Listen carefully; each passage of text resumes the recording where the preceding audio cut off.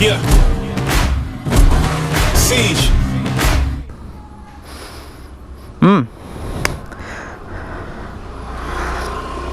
Chỉ bé vác lên, rest result chính là có lom chu win hiền hay series star right to college kan ti dom ni ang deuh ti ka tuma hay kan bike kalpui ma sakber tur chu Gixxer Suzuki Gixxer SF ania matte black BS6 hay hi ro lu bike ania tu kin jang ka sil zo chia lo pole man vek ani hi kan garage hay hi ka chang chia se ni nia có lẽ chỉ cần cái đủ chuyện nặng thì này kia nè anh nghe ăn tem xịt đòn đi chung rồi đây lồn pha har sa em har sa lối thì rồi các bạn ơi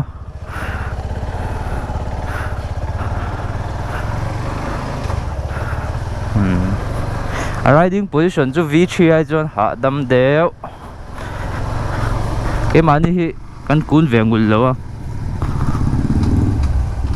nó tiếng nghe lẽ cái gì college đó bác mình tàu đâu hiện là những khẩn lẽ thầy trung xí đó anh ấy à có đâu làm vui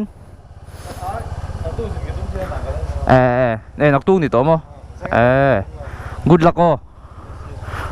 engine ju ala smooth trakop mai thar ala lui over lo boka phía sau trong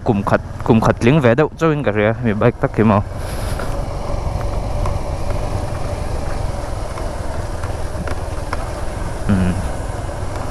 đây bông chục over ang khania sớm em sớm lắm mà mà nem free vắc mới rót lại chú cái chân xe này cái chăng chia này bike xir rong chuẩn thì nè sọ tọ tệ mấy đi xuống thiếm bер mấy thế này ấy rồi là chân ní tiền xir rong vị trí à xuống thế nè thiếm tọ mấy xir rong chuẩn chứ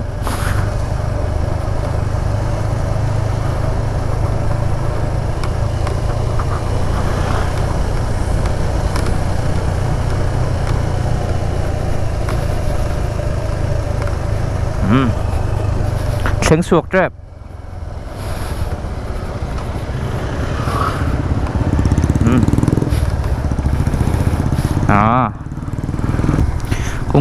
công chia đây gần lán lùi đâu mình lại với chú nghe số en nan số chú vị trí là MT Yamaha vị trí là MT cái mà các cô đâu bên này vào hiện khai thì các compare dễ mấy đôi na mình lâu rồi thiệt mấy đôi nha vị trí là MT thì về lại chú số chú anh em phốt mấy suspension name cho cả report cho cả bài khi phim mình bộ khăn rong tại căn lầu nắng bột khăn thật lẽ mày thấy chưa anh đi dốc mày nè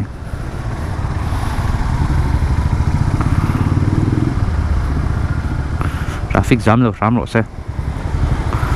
nơi ba chú ring là thiêu trả rồi nice tại truck vàng số này cho căn muộn em nè anh đăng nè về em nè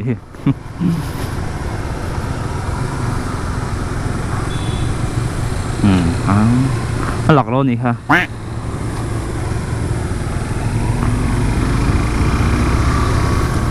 garu tụi mình lâu go cá đủ có lùi về phần lâu cái nice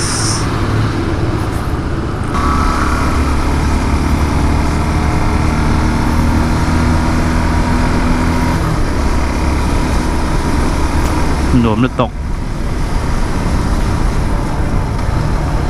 Gixxer SF ví dụ cái chuyện bike lạc lộ các thứ nó cái mà cái chuyện chân chú up position riding position về hay sports bike sports bike ang hian aggressive silo naked bike angin hetian aron a handlebar ron sang chuang silo hetia alai laklo hanom katimai chuan a handling wise sang te hian a engine hi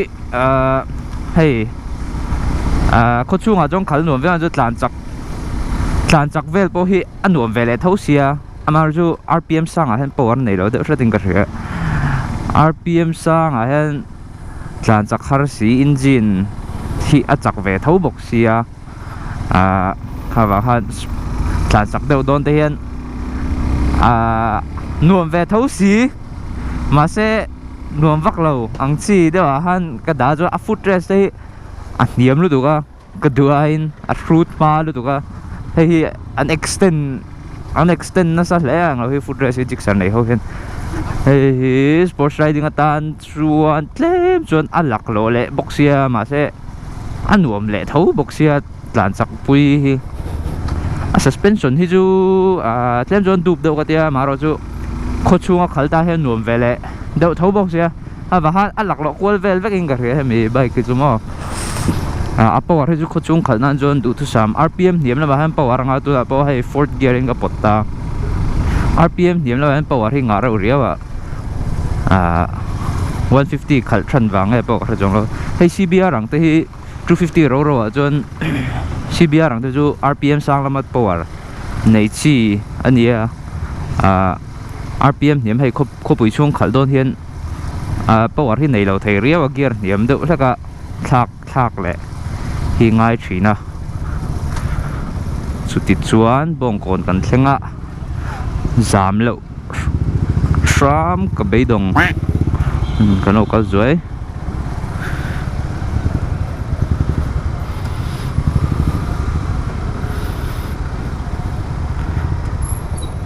tunang hun hi a zam hun lai an tiang chi khania poi thak khop mai wow hay chu rap thak tiang traffic jam de dead speed angai jon scooter remo vel khal hi cha kom thin zok ma hei clutch control reng ai mo kal le to boxi neutral da don vele hatia traffic jams anga dingrang te hian din rei don jon clutch met chara ding hi a thaber lawa a clutch hi alo line a thina kha wa han a thei ram to neutral da zo kha nga tham sa neutral hi chai jon lu du mi lo thina bike ho hen ni alo sale to ni tlampang chu tunai khom dan po hi laklo changle dudu huna sur tiang vel han ya mo dudu huna ni lo sale mani pheju kan in lampanga ro far de tlek box se raincoat ka han ha phet lampang ni lo sa war box se han lung khopa mi han men en du khopa za thak lek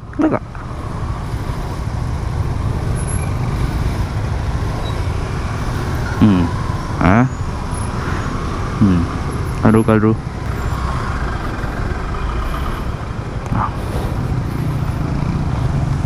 lạc lô đi ha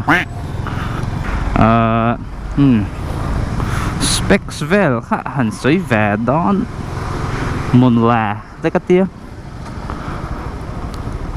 mà rồi rất soi suot pa lom box si soi là ông mang ta han screen này gao đã top mang specs vel cho mọi chuyện được rồi so petrol hi 250 yang in V3 MTT Velajon ai na zoka mase ai chutia ai na over man thailo ai nang kha ni lawa hei tu nang ai tlan de ti jon a petrol full jon deri ve view tur jon ka ngai car thum ve tiang an ni tina kenzi ang jon thakhat bo dei thei mai ang het sang lo chomo cement lama cement road kan tlam phea asot thi azia kho mai hei ju an asot adu tiang kho pui vel khal tan chon ka du chi takani số nuông bị kéo xí thì đục đậu rầm bốc in ngặt rồi số nịp đậu rồi mẹ vị trí về chú kan rido pup je la mo tu lai chu ai leng pui ride speed riding tiang vel hi chi vak lawa ti mai ang train shamenga chi lo chan po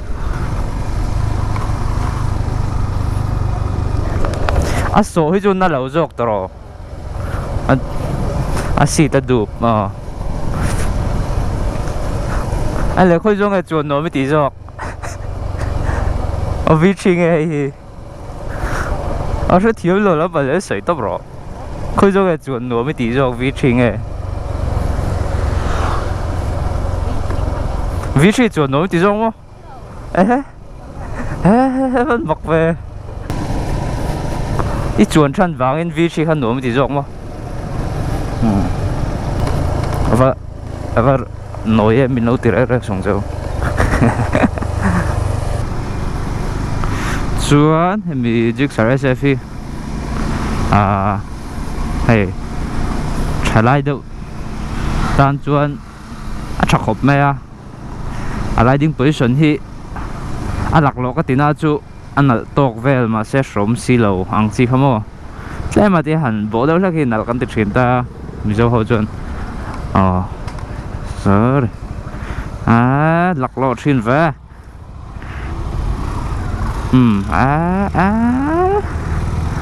lạc lộ gì ha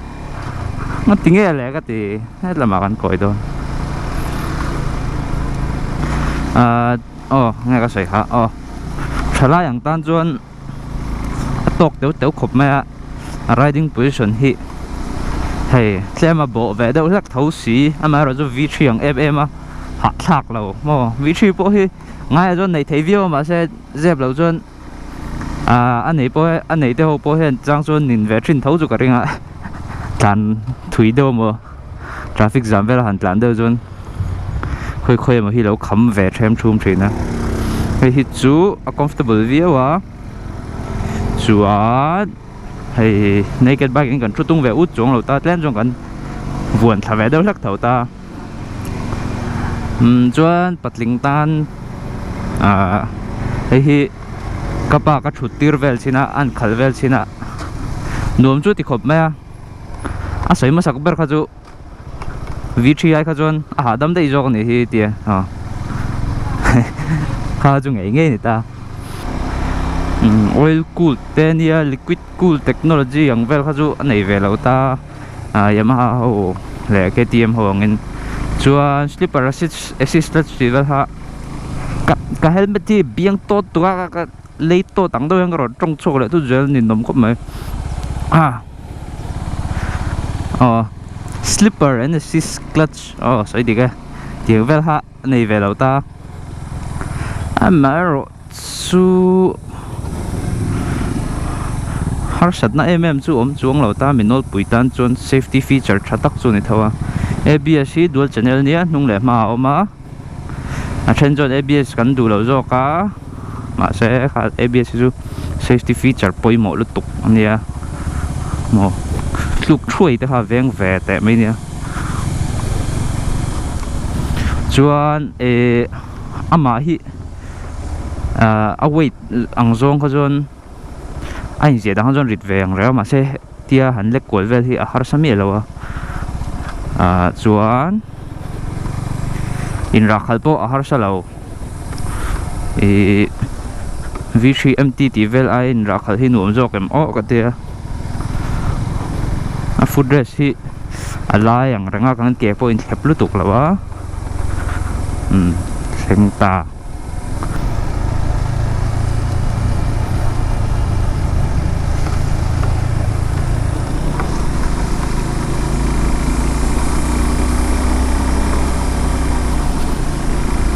la rua fela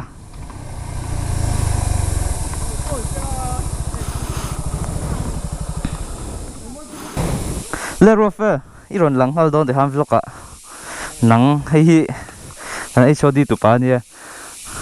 le han rate sin te le a bike hi oh kha chu poi mo lo a looks le oh le cái này là chết rồi á à thao tro chuan le han rate te le han truvel sin lai du le e so bike cái này mo 250cc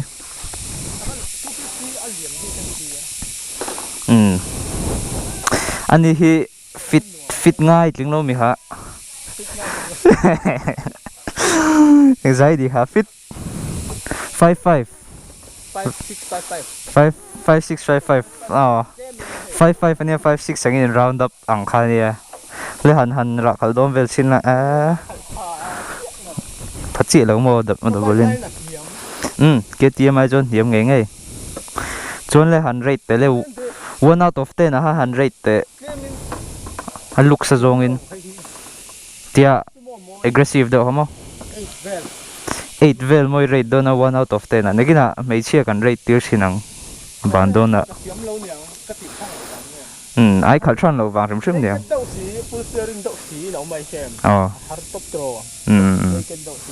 oh kha halong ke pok lo soi naked deu si full fairing deu si kha alak lo bike lak lo lo tia ke bon mo hi oh full fairing a khal do in ngamom chia si lo wa ti adik lutuk naked thoi chon tan le thei deuh lak don zo ma se khopui chunga chon naked tang chon num chong lo mo hai ta tu ni kha karon vuah ngal deuh top hai teng rik 1 out of 10 me rate karo ha 8 or 6 so compared to V3 na which one do you like more V3 my bike R15 V3 which one R15 V3 is better R15 V3 what about you that one is better R15 V3 is better R15 V3 na zo kan titlat ni nice my friend's bike one eternity later hi OCC nia a rate don me che point of view ar tang khan eng tiang a moi nge sami bike so hey nal ti zok mo V3 in amet da hi nal ti zok a hay chu ke ma chei chopan ya try lo me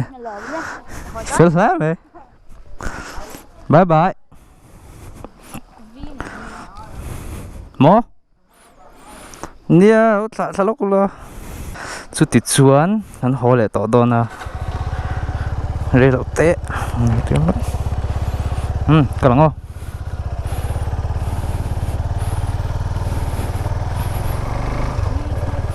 nghe rem lâu mi